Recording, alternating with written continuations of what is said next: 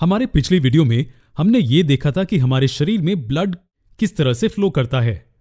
हमने हार्ट के internal structure को भी देखा था। तो क्या ये सभी जानवरों के लिए समान होता है?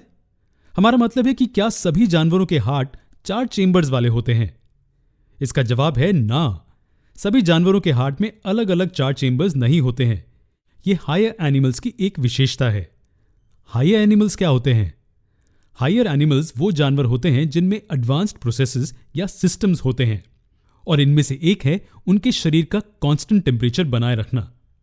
ऐसे जानवरों को लगातार ज्यादा एनर्जी की जरूरत होती है। ऐसे केसेस में हर सेल तक ऑक्सीजन का सप्लाई पहुंचना जरूरी होता है।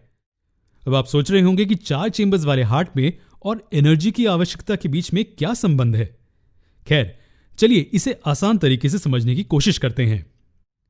मनुष्यों में, दूसरे मैमल्स में, यहां तक कि पक्षियों में शरीर का तापमान हमेशा विशेष रूप से बना रहता है। इन्हें वार्म ब्लडेड ऑर्गेनिजम्स कहा जाता है। इस मेंटेनेंस के लिए बहुत एनर्जी की जरूरत होती है। अब ये एनर्जी हमें कहां से मिलती है? जी बिल्कुल, सेल्स में न्यूट्रिएंट्स के ब्रेकडाउन से। और इस ब्रेकडाउन के लिए हमारे सेल्स को ऑक्सीजन की जरूरत होती है। इसलिए ब्लड में मौजूद ऑक्सीजन को ढूंढने के लिए सेल्स अपना कीमती वक्त और एनर्जी नहीं वेस्ट कर सकते। इसलिए ऑक्सीजनेटेड और डीऑक्सीजनेटेड ब्लड को अलग रखना बहुत जरूरी है, जिसके कारण हार्ट में 4 अलग अलग चेंबर्स होते हैं।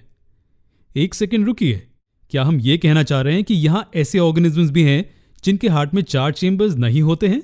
जी हां, कुछ लोअर ऑर्गेनिजम्स जैसे कि रेप्टाइल्स और एम्फीबियंस के हार्ट में 3 चेंबर्स होते हैं।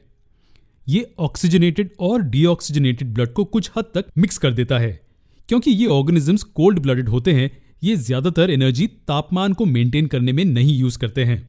कोल्ड ब्लडेड वो ऑर्गेनिजम्स होते हैं जिनके शरीर का तापमान बाहरी तापमान के आधार पर बदलता है। तो ऐसे केसेस में 3 चेंबर्स काफी होते हैं। अंत में कुछ लोअर कोल्ड ब्लडेड ऑर्गेनिजम्स जैसे कि मछली, इनके हार्ट में सिर्फ 2 चेंबर्स होते हैं। अब अगर हमने जो कहा उसे ड्रॉ करें तो हमें कुछ ऐसी पिक्चर मिलेगी।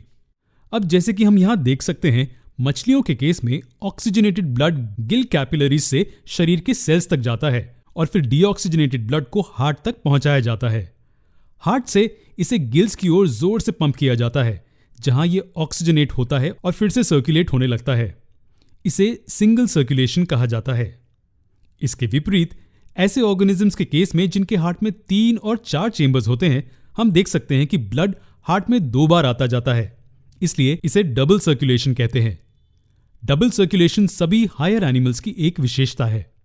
खैर, अब जबकि हमने ह्यूमन हार्ट के स्ट्रक्चर और सर्कुलेशन के प्रोसेस के बारे में पढ़ लिया है, अगले वीडियो में हम अलग अलग तरह के ब्लड वेसल्स को डिटेल में देखेंगे।